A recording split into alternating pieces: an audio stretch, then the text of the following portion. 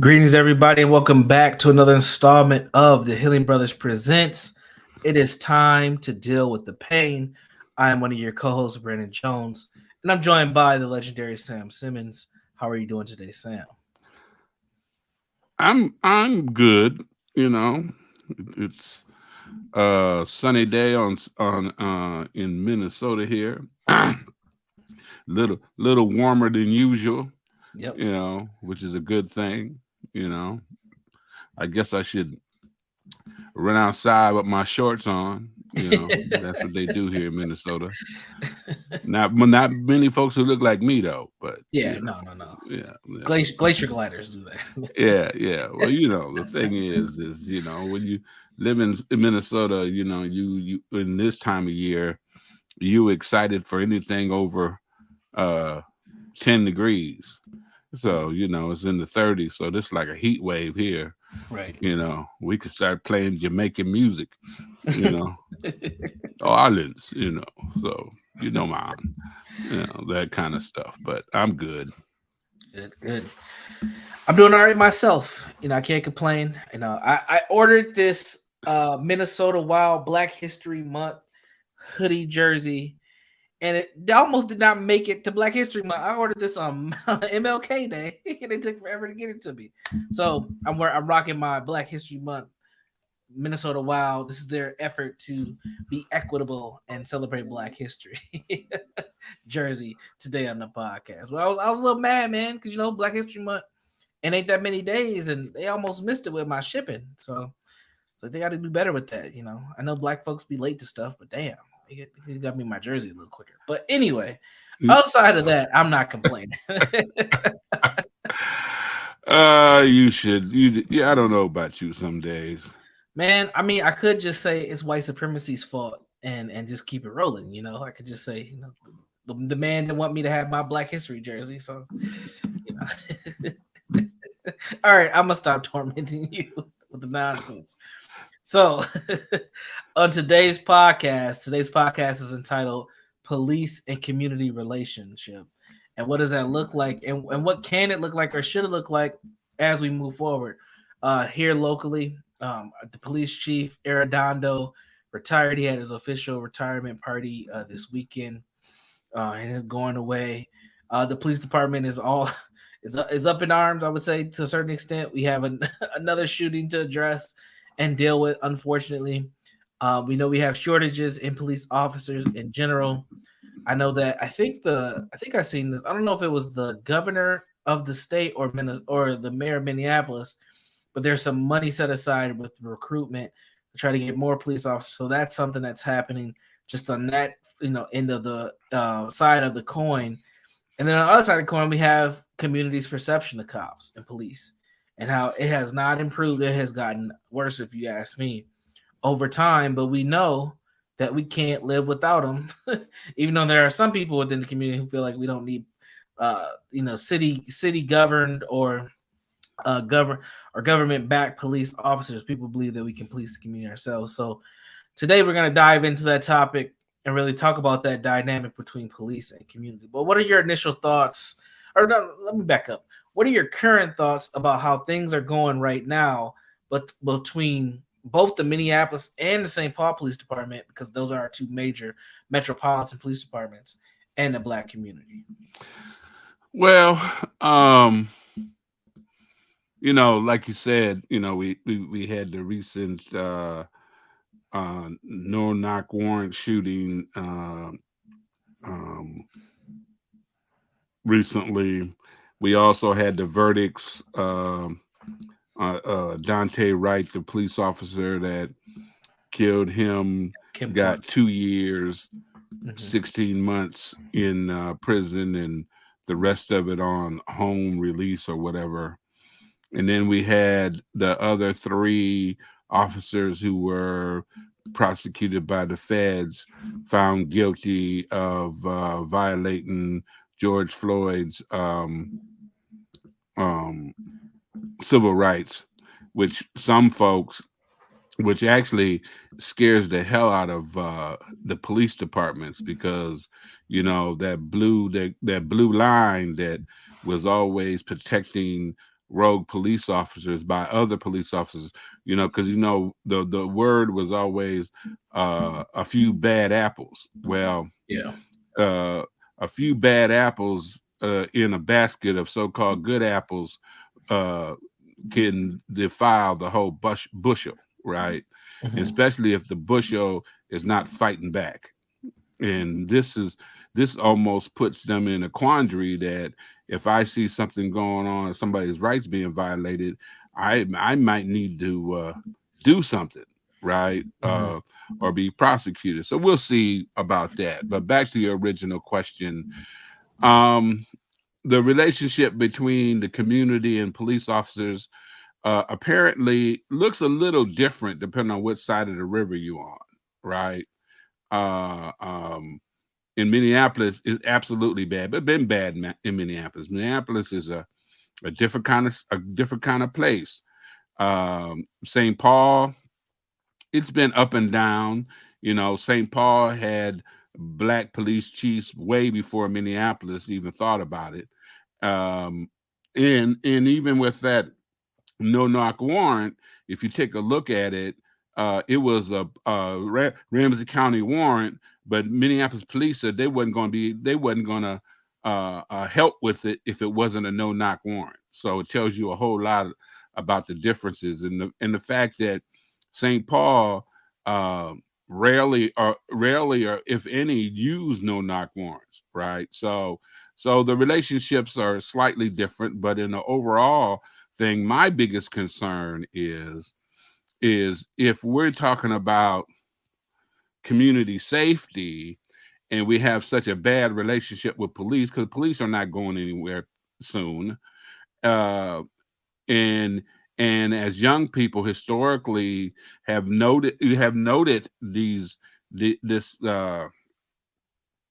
contradiction, right? You want to talk about accountability, but the folks who have legal power, legal gun power, are not held accountable. Why do you think I should act accountable, right? And so, and again, like you said, not who do you call when there's something go down, in and that ends up being a problem, even if you got a cousin done lost his mind and threatening everybody at the house. Who do you call, right? Not going to really, I mean, the options have been minimal. I believe there should be more options than police, but you know, we call police, right? And we expect to be treated fairly. So that ends up being a major roadblock when you're talking about community safety, because now who do you call, right? And then we have the fact that historically we've been trying to protect black males from abuse of police departments. So I have this black male acting out, and it could be mental health issues, but it could just be downright angry, that wounds of rage, what I call it, right? And you get in that rageful spot, um, man, folks can't tell you nothing, right? And now we're at a dangerous spot. So how do we manage that, right? And who do we call? Do we call a family member? It may be, right? But the thing is that relationship does not help when it's in such a disarray, does not help or add to community safety. Matter of fact, it actually makes the community unsafe, right? When you have these type of relationships in between the police and in the community, it's just like any other relationship, right? That's dysfunctional. It's like being a child in a house, and you don't know which parent that you can call, because depending on which parent you call, things might get worse quickly, right? And so, um, people might say, "Well, man, you're talking about children." Well, those relationships of power and control, a lot of our experiences of those relationships of power and control starts in family. right? And what we view about power and control, who has the power, who doesn't. And this is another power and control relationship, like many are. And you know and so when we talk about community safety, we really have to talk about um the effect of that bad relationship on community safety. Because we get young folks talking about we don't need no police. We'll, and it's not just young folks, but I'm talking like an old black man. And the old black man thing is these young people, they don't listen and all this other kind of stuff. And they're talking about we're gonna police ourselves. Yeah, right. They can't even get along with each other. That's that old black man in me be coming up. But uh black people call the police. Okay. And so we have that generational kind of thing going on too. So the relationship with the police, when we're talking about community safety, community violence, is a major issue, right? And need to be looked at that way, right? um Especially if we care for all people in our communities, in our society, right? You get somebody like me or somebody else who pay their little taxes, and we know what the police get paid out of taxes, governmental money. I pay my taxes, and I shouldn't have to be harassed by the folks that I call. I mean, in the past, I've told the stories about, my interaction with police in the community while driving, and it wasn't, and this even happened since I became announced as an old black man, right? And the effect and the trauma that puts upon an individual going through that. Again, I use the analogy of a child dealing with an adult or whatever. Again, some people might take offense to that, but I'm trying to make an illustration. You looking at somebody that's supposed to protect you, and then they come at you almost harder than the folks you called them on in Right, some right. cases. Or they're messing with you because they're having a bad mood, or they're messing with you because they want to entertain themselves tonight because they're having a slow evening. And people say, well, I think you're being a little hard. No, I've seen it. I've seen it. I've experienced it, and I've talked to police about it. Hmm. Okay. So that's why I brought that up, and I talked about it a little bit on my radio show on Friday. We brought in an attorney and a former member of the NAACP to talk about this, and Hmm. and and and one of the things about the conversation was the trauma that causes, and then the trauma that a community is already experiencing, and Right. that's showing up. So we got trauma on top of trauma, and we all want to be safe, and at the same time, um, that safety is in some ways end up relying on folks who we don't always feel safe from. Mm. Okay, Yeah, sounds like codependency. in what way? Explain that to me. Well, if you are dependent on a group to protect you and to assist you in times of need, but you also fear them, to me that seems like you're codependent on a dynamic that might not be necessary for you Right, from that direction. right. Not the same dynamic for police, but again, there's no need for police if crime's not happening or if situations are not showing up. So it's an interesting dynamic that ends up manifesting itself. But I think that the history of the police departments across this country confirm, like a confirmation bias, the level of fear, the level of anxiety and frustration that many urban populations, especially black folks within urban populations, have against police departments. But at the same time, we have a need for them because the, this will be a matter of fact, the crime is just way too out of control right now. It is beyond where many people I think thought that it could be. I mean, literally, we have something called Shot Spotter in Minneapolis, and anytime you look at Shot Spotter, it's lit up because there's shootings happening all the time, and that's not a healthy environment to live in. And who's supposed to respond to those shootings? Who's supposed to help those people or those families in need that do get hit by bullets?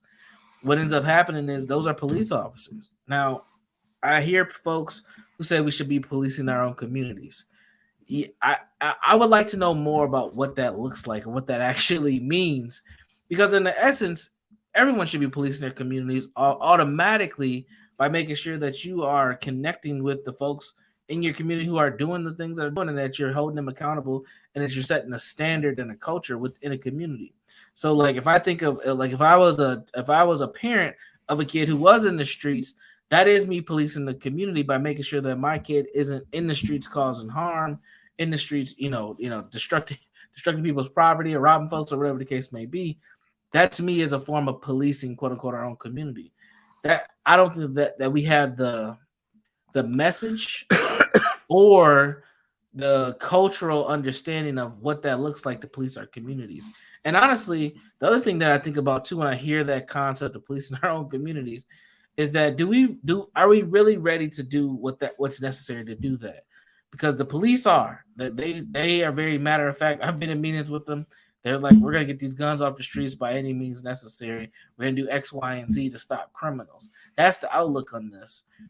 When we hear things like we need to police our own communities, are we really ready to go up against our own children? Because a lot of these, a lot of folks out here who are doing these things are young folks, ages 14 to 30.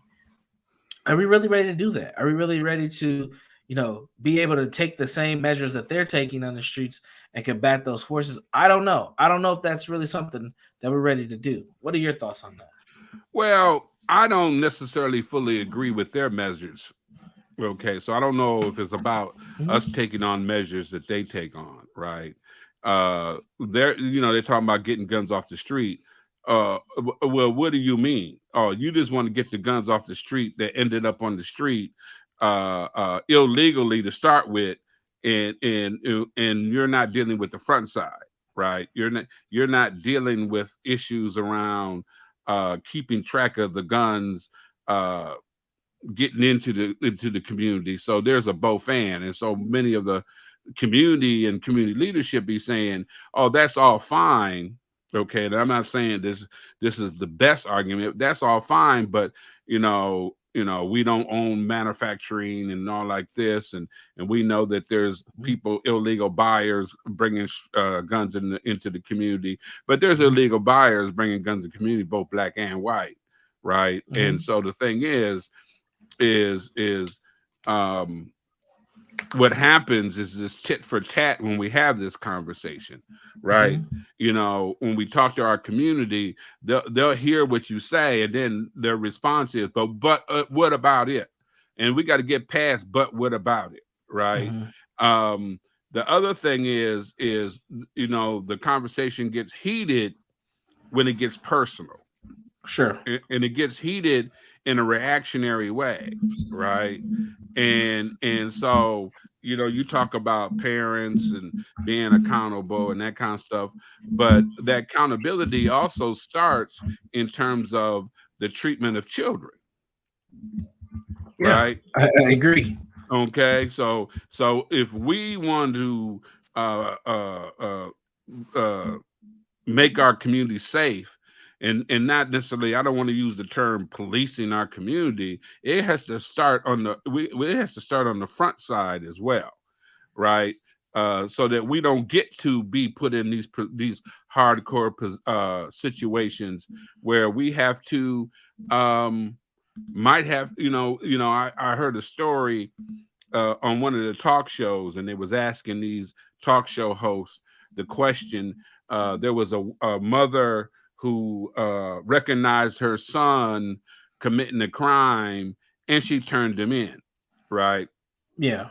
And there was a big uproar about why should she do that and all this other kind of stuff. And the talk show hosts, they're sitting there now. This and what the crime was, this person, this young person robbed somebody at gunpoint, right? robbed this person at gunpoint. Well, I don't know if I don't know if I'd have turned my son in. I'd have talked to him, because if he gets in the system is not going to treat him right, and all these other kind of stuff, without no regard to the fact that he stuck somebody up with gunpoint. Right. See, if I'm the person getting stuck up with by gunpoint, I don't want to hear that. Yeah, I'm trying to hear that. Okay. I do not want to hear that. Oh, yeah. Okay. And that goes back to what I was saying about that relationship with the police departments. Right. So now I got to choose between, holding my child accountable in another, maybe more harsh way in a lot of people's view. But now I talk to my son, why did you do that? And all this other kind of stuff. So what happens when he does it again? Right. Or in that type of way, well, I'll just put him out my house. Okay, so he don't live with you, but he's still sticking up people. And so the options and the key point of this is when I bring up this issue about compassion and accountability, right? So you got one side when you talk about the police, all about accountability. And then even that's unfair, right? Because it depends on who they want to hold accountable and how they want to hold them accountable, right? And accountability without any compassion is not. It don't leaves no room for grace, no room for understanding, right? And it also puts you in a position to be willing, no matter how bad the outcome is or the impact on other people. You both puff your chest out and stand on it. No, right. Okay. So that's not working. And that don't even work in families, right? Because we've see, the ironic part is some of the same stuff we accuse the police of. I've seen parents do that. I was raised in houses that did that. Ain't trying to hear nothing from nobody. Right. And there's still that wishy-washy kind of stuff. Compassion without accountability don't solve anything either, because there's no lesson learned. Right. There's no full understanding. Right. And you're not doing the person no good, no long-term benefit. Then if you're going through that emotional swing, they done so much because you done, ignored what they were doing. They done so much, done pissed you off. Now you want to throw them under the rug, right? Right. That all or nothing, right? But when you're talking about balancing that compassion, accountability, so the other thing is when you say about the community policing its own self, the community has to be willing to do all pieces of that policing, because there's some young people who are so traumatized and so confused and so angry, they need to be taken off the street. And for their good and for the good of the community. Now, when I say take them off the street, that don't mean they have to stay off the street. But when you take them off the street, you have to work with them, right? Because some people don't pay attention until you do something radical. I want to get your attention. Right? We're at a radical amount of violence, so now we got to be radical. That adds compassion, right? And that means that we got to do, if we want to police, we got to do something more than just complain about the negative sides of policing. If we're going to use that term policing ourselves, right? Okay, how do we identify? Better whining, identify the gaps, and one of the gaps that a lot of folks want to talk about is poverty and those kind of things as well. Okay. That's a gap that we know that is not only just national, but it's also local, right? Because as we have learned, there ends up being a kind of a poverty mentality at the same time. You got poverty and you got a poverty mentality. And the thing is oh, what are you talking about? No, there isn't such a poverty mentality. There's folks who have learned how to live off of nothing, or learned how to live from day to day and moment to moment, and learn how to live in that and are comfortable in that. As much as it's not comfortable to look at, it's not comfortable to look at. I've seen relatives, it's like, ain't nothing I can do for you, right? I can't help you no more, right? I've had some of the same experiences as you, and I had to learn that I had to do some things differently, right?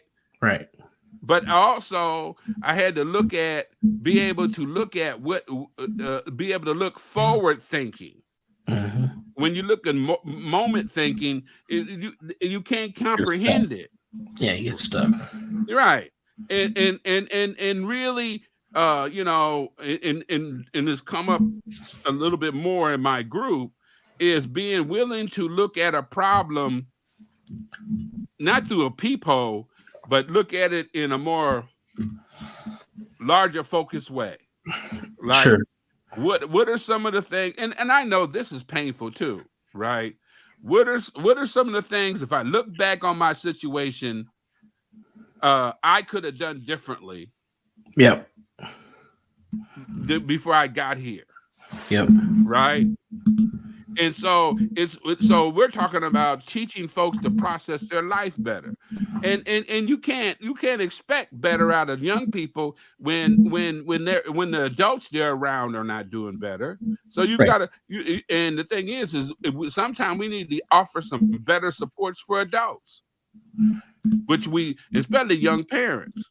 Especially parents who've been dealing with generational, you got the overall experience of the historical trauma, but the ongoing daily trauma that I had to raise my child in and try to protect myself from.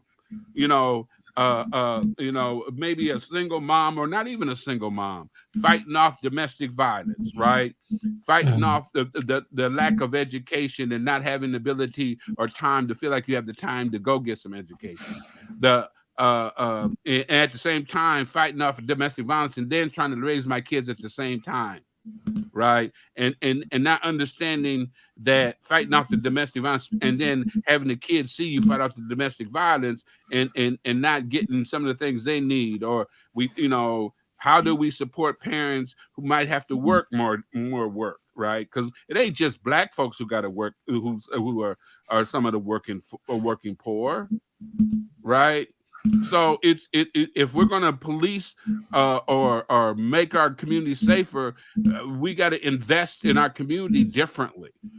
You know, we are one of the things that statistically, and I was looking at this report on financial wealth in the Black community, and one of the things that they've noted is that Black folks feel very obligated to share their finances to help family.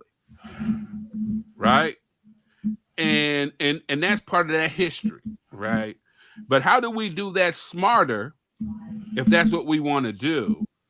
If that's what we feel like we're obligated to do, and not destroy ourselves at the same time. Right. Okay. Because you can look at almost any family. You can look at a family that's doing well, and they'll have family members who are not doing well. In the same family, right? Siblings, related, and so and we'll say the ones who are doing well, it says, I've been trying to help them, but I got to a point where I couldn't. What else was I going to do? But sometimes that got to do with approach, right? And my approach is helping them understand how to address their experiences of trauma. And see, that word trauma, we bring it up every week, but it's a core piece in our community, understanding that trauma and understanding the hurt and how it shows up, right? My last group, we were doing this series on trauma, and I've learned, wow. I mean, we did a series on trauma with these Black men and the emotions that was coming out. I got cursed out in group and everything, was like, whoa. And because it was hard to hear some of the stuff, and then some of them started getting it. It's like, whoa. Yeah. My relationship that I'm currently in, and my relationship with my mother, or the lack of a relationship or understanding relationship with my mother, with my father, and start connecting the dots. And I love it when they connect the dots. Their eyes light up. They feel more empowered because they understand, right? If we're going to talk about policing or making our community safe, we got to be willing to say some really hard stuff to folks, right? Hard stuff. There's so much stuff that some of our young people, and it's not all our young people, right? Right. We got a large group of young people in our community, because they're not the really bad kids, are not getting the support they need. Yeah, they get overlooked. Right. We done been conditioned by, we always talk about what the white man do and what the system does, but the system has gotten us to indirectly act just like the damn system. Wow. Only look at the worst of the worst and spend all our time talking about them and not holding them accountable. Our kids are no worse than anybody else's kids, but those kids in the middle, those kids who are trying to do all the right things, and then they might be catching, some cases they're catching a little bit less hell out there in the community, or with the so-called enemy, than they are in their own homes. Yeah. Right? I don't have nobody to talk to. Why do you think the numbers on depression has increased? Yeah, isolation. I mean, now not the depression, because depression is always suicide. Both really. Yeah, because the thing is if you're a community that cannot even talk about the pain, you can't talk about the pain. You expand the pain. You lengthen the pain, right? When the child can't ask this parent, "Mama, why did you do so and so and so?" Well, baby, at the time I didn't know no better, and this is the best I knew how to do, and I'm trying to do better. No, why shut a child down? I don't want to talk about that. Them days are over. Those days are over. The ironic part is some of these same kids sticking people up, them babies sticking people up, you get them in a room and you give them an opportunity to talk, and you get them an opportunity to talk without being judged before they open up their doggone mouths. They'll tell you what happened. They don't understand what happened, but they will tell you, and you look at them and says,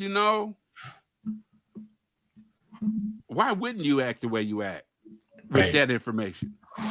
And they look at you like, whoa, he didn't tell me that, your mom and daddy did the best they can and blah, blah, blah. No, that's fine. We agree on that.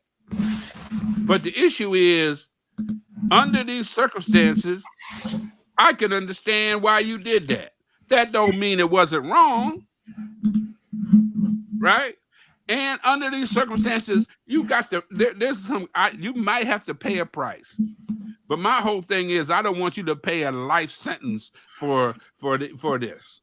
And if you don't do that early, they're going to pay a life sentence. Yeah. A life sentence that is, there's 2 life sentences, right? You get, people talking about life sentence in prison, but a life sentence in daily misery is, oh my God, excruciating. You out here, and because you done made so many, young mistakes, that you were held accountable differently than your white counterpart. The thing is we say these things, and when we know that this is going on, how do we combat that inside the community? Yeah. Right. And so again, that puts the challenges, more than spewing out words. What does that look like? Right. How willing am I to do the tough stuff? Go, like I said, with that talk show, all those people on the talk show is talking about, I think that's a little harsh what she did and that kind of stuff. And nobody mentioned the fact that they stuck up somebody with a gun. What talk show are you talking about? I'm not gonna get into that. Okay. All right. Well, please right back on that. I ain't got time for twiddly dee and twiddly don't. Okay. All right. Okay. You know, because I actually I don't. I'm on Twitter, but I don't follow Twitter that much. But you know, folks always got something to say. But it was a talk show full of women. Let's put it that way. Gotcha. Okay. So what I gathered from what you were saying is, with community policing, there's two main points that we have to do. We have to focus on children and their development, and we have to focus on speaking uncomfortable truths and telling the truth. But then also we have to have a balance with compassion and accountability. Does that sound right? Yeah, and we got to be willing to hear the uncomfortable truths without opening our doggone mouth. And hearing it. Okay. Right. Because see, the problem is trauma affects how you see things, how you hear things, and how you say things. It just does. Right? You can't hear me when you're running your mouth. Yeah, but no, hear what I said. You don't have to agree with me. Hear what I said. Right? And again, that's a tough piece. But if you can connect the dots on how you get here, it's not about blame. It's about understanding. Yeah. Right? Then I can base a plan going forward in realism. Yeah. Not fakeism. Right? Not overly emotional responsism. Realism. And I would take it a step further and say, I don't even think people are trying to be fake. I think they're just trying to feel. Using your isms, they're just trying to feel good. Ism. Right? They're just trying to like it's not even being fake. You know, it's hard to be real when you can't get beyond your feeling state. And we've been so conditioned as victims in the system, which we are victims in the system, that anything that doesn't make us feel good or feel right is a bad thing for us, even if it's true. And I think that's one of the things that's like Achilles' heel for us moving forward and healing and doing what we need to do, is that a lot of stuff that we need for our healing does not feel good. And if it don't feel good to Black folks, we try to just stay away from it as best as we can. If you healing is not a feel good kind of kind of movement, man. I don't know why folks don't get real about that. Because we want to hug each other and do healing circles and sing songs. Oh, now see, there you go. It's all about love. Yeah. Well, love. Yeah. Well, so yeah. Okay. But there, I haven't found healing to be that comfortable. At least starting out. It's not. And I found going through the healing process, my personal healing process, was one of the most painful but enlightening things I've ever done for myself. And the most freeing thing, because I'm at a point where as the people say, what the white people do and what the Black people do is what they do. It ain't personal. I can't make all that stuff personal. No. That don't mean I ignore it, but I can't make it all personal. Because it clutters up too much in my mind. I can't get stuff done. Right? I can't get stuff done. But when you talk about that feeling good in the moment, I call that survival stress management. Right. You know, deal with all of my stress and trauma, any means necessary in the moment. You know, and that's how you end up making those weird ass choices that people used to bring up. You know, if they're poor, why are they buying Nikes and why are they buying Jordans? Because it makes them feel good. Feel good. Yeah, it's feeling based. Absolutely. Yes, it makes them feel good. And in the moment, that's all. It's almost like a crazy drug when you're dealing with trauma, right? It makes you feel good. Our drug and alcohol use has been around that. It makes us feel good in the moment, makes us numb in the moment, you know, because it's overwhelming. It's really overwhelming, right? Your history is full of trauma. Your culture is full of trauma. When you try to be an individual black person, you got some other black person telling me you ain't being real, you ain't being black enough. Okay. I go out into the community and hang out with the good white people and they treat me okay. And then every now and then, there you go. There's that one little snafu to go in there, that nigger moment, right? Out of the clear blue, the nigger moment shows up. It's like, damn. And so what do I do with the nigger moment? Because as much as and maybe white or black folks don't know what I mean by the nigger moment. It's like you'll be doing fine with your little white friends and all like that, and then you get this other friend to come show up, or we out drinking, and all of a sudden the nigger moment come up. They don't use the term nigger, but it's a nigger moment. Yeah. And when you're in that nigger moment, you don't know what to do. Because it's, because you doing fine, you done got comfortable and all like that. Right? And then you go home and you sit in that, that was a damn nigger moment. I think most people know when it happens. It's kind of hard. Not really. Because I know that's, no.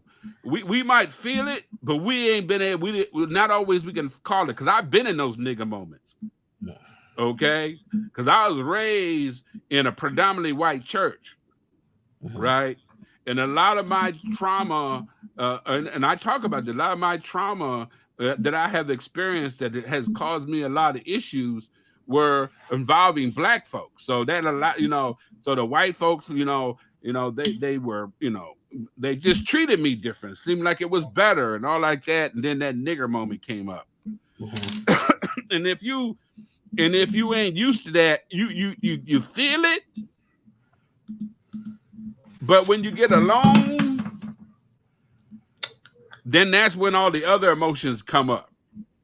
That's what I mean. Right? And so what do you do with that? Right? Because especially if you've been raised in a black family, so you better not trust them white people. Right? And but the thing is, if you had some positive things come out of your relationship with white folks, right? So how do you sort through that nigger moment? Right? So all of that is learning these skills that you don't get caught up in that all or nothing. Right? And then the thing is how do you deal with the nigger moment? And then you go back and deal with your so-called white friends, and then they're too busy instead of listening to you, just like we talk about in the black community, not listening. Instead of listening to you, they're too busy trying to prove to you they ain't racist. I didn't call you racist. We're just gonna have a conversation about this nigger moment. Shut the hell up. You might learn something, right? And I'm gonna explain to you why it was a nigger moment. And if it was one of your friends who did the nigger moment, now you got to deal with them, because if I end up having to deal with them, it's going to be another kind of nigger moment. Okay? Because it's still all relational. And so in sorting through that, right? Now we and so the thing is you got that, and then you got the thing about being surrounded by trauma, all kind of trauma, because we historically have ignored all the trauma in the space of trauma and trying to sort all that out with parents, with community, right? And I base a lot of that in my own experience, being raised in the projects, but being a middle-class family raised in the projects, and being beat up, and being the person beat up regularly, and and not turning into the next crazy bully, right? Finding a way not to be consumed by what was being consumed by the other folks around me in the community. And some of those folks in the community had the same opportunities I did, but because of their trauma, they weren't able to take advantage of them. Right? Or be like me and take advantage of some, but until I got to the point where I understood the trauma and started sorting out what was mine and what I could deal with, what was my parents, what was the history, all that trauma, because I did my trauma work, not that healing work. I did the trauma Yeah. work on the Yeah. goal to healing. People don't like. I did a trauma tree. Where did trauma come from? That's why I got involved with historical trauma. Whoa, my grandparents went through this, and this is how this affected how they raised my daddy. And my daddy went through this, and this is why he was acting the way he was acting, and my mama, and all like that. That was their history being acted out on me, which allowed me to give them what I call graceful forgiveness. Oh, I love it. I come up with good ones, don't I? Graceful forgiveness. In other words, I forgave them with grace. That don't mean what they did wasn't ugly. But I gave them that grace of forgiveness. And they, unfortunately, because of their trauma, in some cases, they couldn't handle it. They literally couldn't handle it. You ain't still mad at me? They were so used to me being angry that they didn't know what. No, mama, no, daddy, that this is your life. I love you. And daddy, get intoxicated. I don't think Sammy loved me. After I got to my stuff. Why all of a sudden you don't think I love you now? It didn't matter before. Right. It was uncomfortable. That grace and forgiveness was uncomfortable, which is another area within our community we have difficulty with. And it's due to the trauma. It's not about fault. It's about understanding. And I don't even know how many different ways I can say that and get it across to folks in a bigger way, so that we can empower ourselves and let go of a lot of that extra trauma baggage, so that we can, because it is a fight. There's no doubt there is a fight against systems. Sure. But it's hard to do that with all this extra baggage that we haven't put in the right places. Our anger ends up being located in all the wrong places.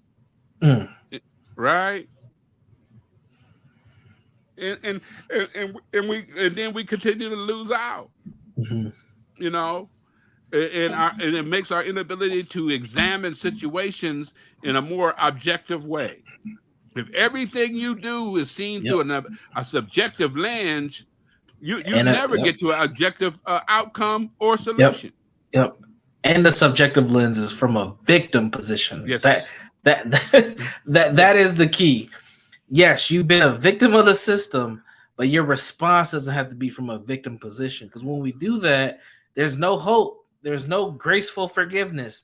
There's no opportunity for healing, because you're always going to see yourself as getting the short end of the stick and powerless.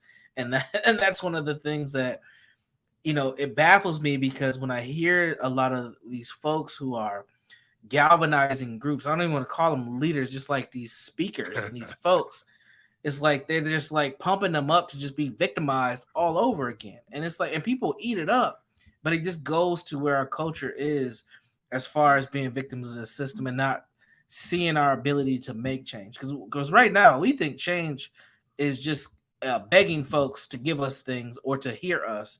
And we're seeing this in Russia and Moscow right now, or Russia and Ukraine right now. That ain't, you got it's boots to the ground if you want changes at the end of the day, or it is a version of serious compromise that needs to happen. And right now I don't see that happening for us. So it's hard when you bring up the word compromise, when you feel like you've done all the compromise, the last thing you want to do is compromise, right? When you see compromise from a real negative kind of situation. Sure. And I understand that. And the thing is my whole thing is, there's areas that we could, if we put some effort into it, can improve the community and our lives greatly, right? Absolutely. And they're more inside the community, Yes. inside internally, right? Yeah. That don't, you see, and again, I want to say this, that don't mean I ignore what's going on outside, right? You can ask people that I deal with. Man, if I'm dealing, I don't ignore that, right? But again, I cannot expect, if I believe the white community or the white system is the perpetrator, you cannot expect the perpetrator to be responsible for your healing. Right. If that's what if you truly believe that they're the perpetrator, you can expect them, right? What you could demand is them getting out of the way of you doing your own healing. I remember I did a presentation on historical trauma, and the poor woman come up to me in tears, and she said, "Oh, Mr. Simmons, oh, I feel so bad about what the system has done to Black people, and it just hurts me so much. What can I do?" And I said, "Well, just get out of my way and let me heal." Oh, she was appalled. Yeah. What you mean get out? I just get out my way and let me heal. Because, see, she wanted me to tell her, "Oh, okay, that's okay. No, just get out of my way and let me heal. You deal with all that tears and stuff somewhere else." She wanted you to hug it out and to love one another. No, ain't none of that kumbaya moment. Just get out of my way and let me heal. Hold her hand in the healing. Okay, don't repeat what I just told you, the history. Right? And not only was it the history, I also told you what was currently going on. You can do something about that. Just get out of my way and let me heal. Because now I understand how all that connects to where I'm at. Yeah. Right? It's like, I cannot start every conversation about white people. You can't. That gives them too much power. We need more power than they already have.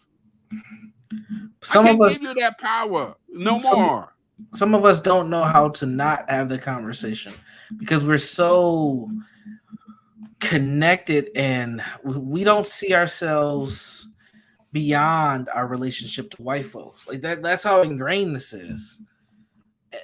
So my thought to that is how do we heal? Well, maybe this is a conversation we should dive into next week. Can we heal? Is healing possible without having white folks involved at all? Like it they don't need to be a part of this at all. Can healing actually happen for us? Because our conversation is talking about police departments and the relationship to the community, and all police ain't white, but here in Minnesota, the majority of them are. Right. And we know that that's a system that historically has caused a lot of damage and has harmed and murdered folks within our community. Right. But at the same time, the community has things that happen that caused the police to be there in the first place. Like we got to call it straight down the middle on both ends. We have to accept both of those truths and figure out how do we have quote unquote healing take place with that.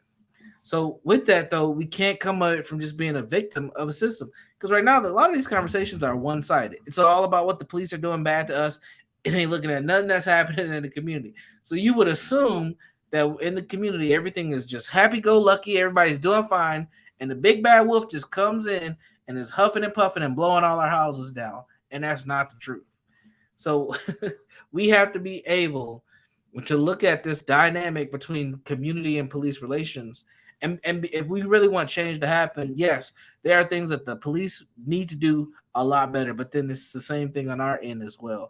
Because if we compared murder rates, if we just talk about just killings and shootings, we are outnumbering the police departments all across this country, and that's a truth that nobody wants to talk about.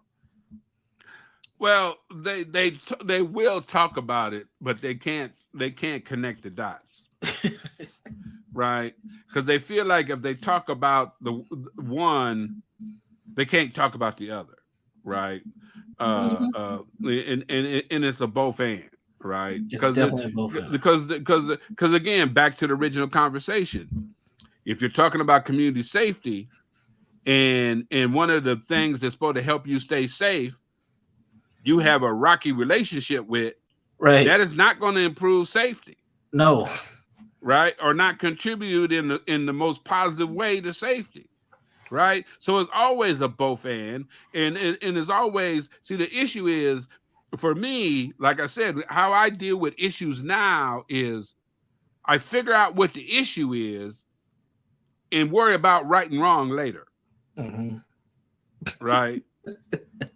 Wow. Mm-hmm. You know, worry about right and wrong later. Because everybody has their view of what right and wrong is, and they're not the same. Right. And when you start from there, the conversation goes all kind of crazy. But what is that gray area where the issue is, right? Because you can have two people have points of view that are right, but opposed, right? And so how do you work with that nuance? Right. Right? Like, you know, we can deal with the fact that some police officers have a tendency to be scared of black men, but they have the power. And how you gonna be scared of something and you're supposed to protect it too? Right. That you know, both of them are true. But you say you ain't scared of nothing, right? So, it's about that time. Getting close to that time. So yeah, it's about the time. Any final thoughts? Anything you want to leave the audience with before we close out? No, I don't have no great final words or no kumbaya or whatever. I don't know. I guess if we're talking about community safety, we really need to figure out a way to address this police community relationship in a real serious way.